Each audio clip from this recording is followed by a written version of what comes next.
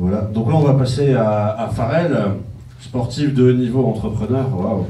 Bon, ce soir apparemment c'est une soirée un peu sur l'entrepreneuriat, mais vous inquiétez pas, il y a d'autres soirées où ça touche un peu à d'autres choses. Ça, tu te sens prêt, Farel? Non, je veux juste boire un peu. Ah. Bah vas-y, bois. Voilà, donc Farel, ancien sportif de haut niveau, il va vous expliquer ce qu'il a fait, mais je crois que ça a un rapport avec le ballon. C'est ça. Voilà.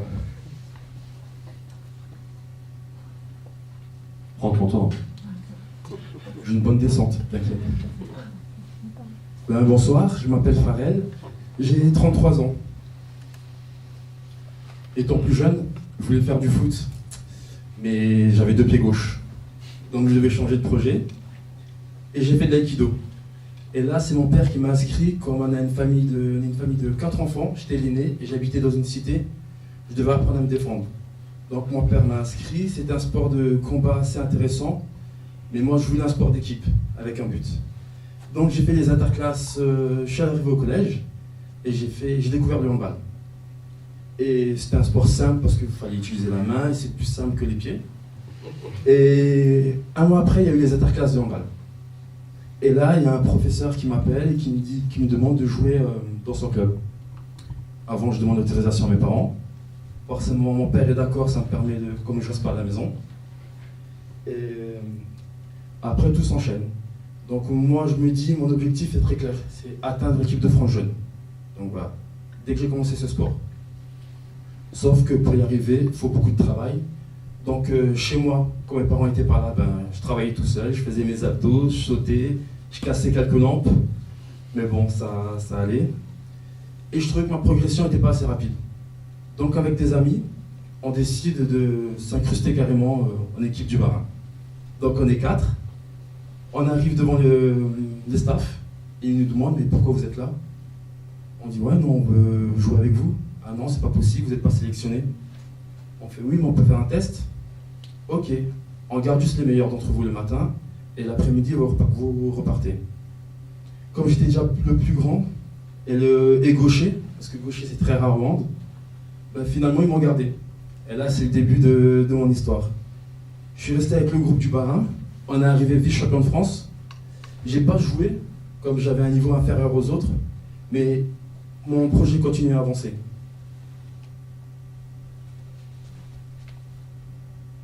Après cette année, je suis rentré en sport-études, de Pôle Espoir.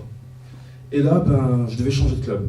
Donc je suis allé dans un club plus prestigieux, la Roberto au moins 18, j'étais surclassé. Et après, je suis allé en équipe d'Alsace. Et là, j'avais plus de temps de jeu. Bon, on s'est fait éliminer au 2e tour. Mais bon, c'est pas grave. C'est pas grave, on a enchaîné. Après, 2e année de sport-études. Et là, les choses sérieuses commencent. Il y a des regroupements en France jeunes. Donc c'est tous les meilleurs joueurs de l'Est qui sont regroupés, qui rencontrent les meilleurs joueurs de chaque partie de la région. Et en même temps, on a une équipe élite en sport-études. Et là, on est arrivé champion de France. Et c'était super cool parce que c'était vraiment mon premier titre. Et en plus, j'ai représenté Strasbourg. Donc j'étais vraiment heureux. Et après ça, tout s'enchaîne. Et l'année d'après, 3e année, je suis surclassé encore avec les seniors. Donc là, j'ai 17 ans et je joue avec l'équipe 2 de la Roberto. Et après, ce qui se passe, c'est que il commence à avoir les convocations en France jeune. Et là, en fait, il y a toujours des regroupements et on est crème à chaque fois, on est crème. Et un jour, le coach en équipe 2 réunit toute l'équipe et il nous dit, Farel, tu as été sélectionné pour l'équipe de France jeune. Là, c'est ma première sélection. Là, je suis le garçon le plus heureux et c'est parti. Et ce qui se passe, en fait, c'est un tournoi international qui était en Allemagne à Merzig. Et on a regroupé les 16 meilleurs joueurs français. Nous sommes tous à Paris et on partait en Allemagne. Et là, je rencontre les Karabatic, les Abalo et toutes les stars du handball du moment. Et là, le coach me dit clairement, allez, je te fais confiance, c'est parti. Donc il nous donne le matériel, donc un équipement porté déjà avec le maillot d'équipe de France, c'est énorme. Je sais pas l'association que je peux pas vous la décrire, mais on travaille pour ça. Et le fait qu'on vous le donne, c'est vraiment un honneur. Et en plus, il y a la Marseillaise. Alors là, je peux vous dire que c'était vraiment des souvenirs qui remontent. Et avant le match, on joue contre le Danemark et le coach me dit « Farrell, tu débutes ». Donc en plus, je suis titulaire devant Luca Ballot et je joue à côté de Nicolas Karabatic. Donc tout se passe bien. Première action, forcément je panique un peu, je bégaye un peu mon jeu, ça se passe pas bien. Mais après, je fais un 4 sur 5, tout se passe bien et là je suis dans un rêve.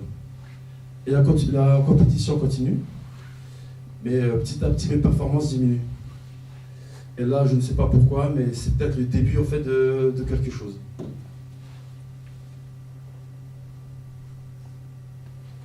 Et à la fin de la compétition, il y a le coach qui regroupe tout le monde et qui donne en fait un fanion aux joueurs qu'il a vraiment appréciés, qui ont vraiment progressé, ou ceux qui avaient qui étaient vraiment satisfaits en fait de leur prestation.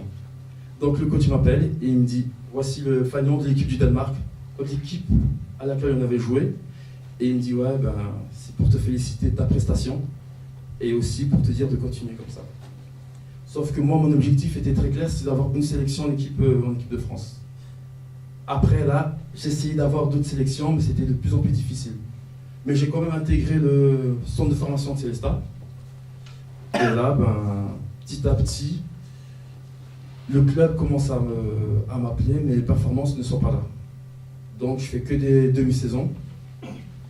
Forcément, des demi-saisons, le coach ne fait pas appel à toi. Et puis, beaucoup de déceptions, tout ce travail pour rien. Assez triste. Mais bon, c'est pas grave, je continue. Petit à petit, en fait, après, j'étais quand même appelé en sélection, mais pas avec l'équipe de France, mais avec mon pays d'origine, qui est le Congo. Donc, à partir de 21 ans, en fait, il y a le Congo qui m'appelle, et je fais la Coupe d'Afrique en 2006. Et là, je passais mon bac. Donc là aussi, c'est encore une grande fierté. Et aussi pour mes parents. Mais je fais une prestation assez moyenne. C'est-à-dire que j'étais le plus jeune de l'équipe, forcément aussi le plus grand. Mais c'était pas ça. Donc finalement, je n'ai pas été rappelé. Et donc là, je me dis, pour lancer ma carrière, il faut que je fasse quelque chose. Et j'ai décidé de revenir dans mon club formateur qui est la Robertso. Et là, pareil, je fais que des moitiés de saison. Les performances ne sont pas au rendez-vous. On attendait plus de moi, mais j'y arrivais pas. Et je comprenais pas. Donc j'ai fait 2 saisons assez mitigées, assez moyennes. Et je me suis dit, bon allez, il faut repartir encore. Là j'étais en BTS et il y a un club dans le sud qui m'appelle. Donc je décide de vivre dans le sud, près de Cannes. Et là je retrouve des amis avec qui j'étais en sport-études, des Strasbourgeois qui étaient là-bas. Et c'est parti, j'essaie de relancer ma carrière. Et là, pareil, moitié de saison, je comprends pas, je sais pas ce qui se passe, je me dis, il y a un truc qui va pas. Et finalement, on finit comme champion de France. Champion de France, on monte en division supérieure, mais il y a un truc qui allait pas, ça me plaisait pas. Je trouvais pas la solution, mais je continue à jouer, je suis revenu à Strasbourg. Quand je suis revenu à Strasbourg, aucun club ne voulait de moi, parce que forcément j'ai pris de l'âge. Et c'est plus intéressant pour des clubs de payer des joueurs jeunes. Donc je décide d'arrêter une année. J'arrête cette année et je retrouve un club l'année d'après, qui était en pré-national. C'est équivaut à la 6e division française, il me semble. Et là, je me dis, ça va relancer. Et là, non. Grosse blessure, ligament croisé. 6 mois de réduc. Donc là, j'y arrive pas. Je me suis dit, bon, qu'est-ce que je fais? Qu'est-ce que je dois faire? Qu'est-ce que je fais? Je sais pas. Je sais pas, dans la tête ça va pas, je sais pas ce qui se passe en fait. Donc je trouve une solution, mais je la trouve pas. Et à côté de ça, j'étais assistant d'éducation pendant 5 ans, et je cherchais quand même un boulot à côté, parce qu'avec le handball, c'est pas professionnel c'est pas professionnel en fait. On est obligé d'avoir un boulot à côté. Mais je trouvais pas ce boulot. J'envoyais que des CV, personne ne voulait de mon profil. Donc au bout de 5 ans, j'ai décidé, si personne ne veut de moi, c'est à moi de créer quelque chose, un truc qui me ferait plaisir. Donc j'ai trouvé l'idée et je me suis dit, allez c'est parti, on y va. Et avec mes amis, je leur ai expliqué, je leur ai dit, ça leur a plu. Et je me suis dit, ben, j'y vais à fond et je vais voir ce que ça donne. Et donc après, à côté, j'ai quand même rejoué au handball en Allemagne, pour finir quelque part, en fait, pour finir sans blessure. Et en Allemagne, c'était pareil. Fait des demi-saisons, ça fonctionnait pas. Donc au bout de 3 ans, ben, j'ai arrêté, et j'ai arrêté le handball à 30 ans.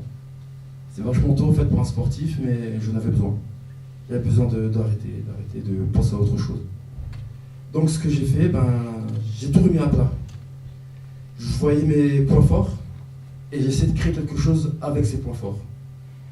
Et dès que j'ai trouvé la solution, ben, ça y est, je suis parti, ben, j'ai toqué au Pôle emploi. J'ai demandé, mais bon, forcément, ils n'ont pas aidé. Donc le mieux, c'est vraiment d'aller de parler aux gens. Et après, ben, cette boîte, je me suis dit, je vais la créer avec l'expérience que j'ai eue en tant que sportif. Donc, je connaissais mes erreurs. Et en fait, mes erreurs, c'est que je me suis isolé. Je ne croyais pas en moi. Et mon objectif, en fait, il était... je voulais pas dépasser mes limites. En fait, je suis resté sur mes acquis. Alors que non. Et je me suis aussi menti à moi-même en me disant, oui, j'ai atteint l'équipe de France jeune. Je pouvais faire plus. Mais je me suis dit, non, j'ai atteint ce que je voulais. Et c'est là, en fait, le début des soucis. Donc voilà, donc maintenant, c'est reparti. Et j'ai créé une boîte. Ça fait 2 ans que je la fais, ça fait 8 mois maintenant qu'elle est immatriculée. Ça fonctionne bien, ça me plaît vraiment. Je rencontre vraiment des gens qui sont vraiment super. Et surtout en Alsace, c'est vraiment un potentiel énorme. Donc les gens, ils m'expliquent ce qu'ils font et j'adore échanger avec eux. Donc voilà, voilà mon histoire en gros, c'est que même s'il y a un échec, il y a toujours moyen de rebondir, et surtout, il ne faut pas lâcher. Et il ne faut pas se mentir à soi-même. Si on veut quelque chose, il faut vraiment se donner les moyens. Et comme a dit avant Rémi, c'est vrai que ça ne marche pas une fois, ni 2, ni 3, mais il faut continuer. Il faut garder le sourire parce qu'à un moment, ça paye. Ça paye que oui ou non, je ne sais pas comment, mais ça paye. Donc si vous avez un projet, il ne faut pas hésiter, il faut y aller. Et surtout, ayez confiance en vous. Et voilà, en gros, ouais, c'est ça. J'ai pas eu le temps. J'ai pas utilisé les PowerPoint. Ouais, j'ai travaillé avant, mais je l'ai. Ah non, mais c'est bon. Donc, voilà.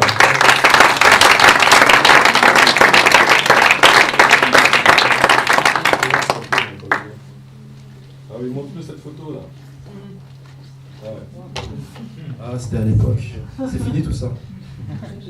Ah, c'était pas Michael Jordan? Non, c'était fini. Merci à toi, Farel.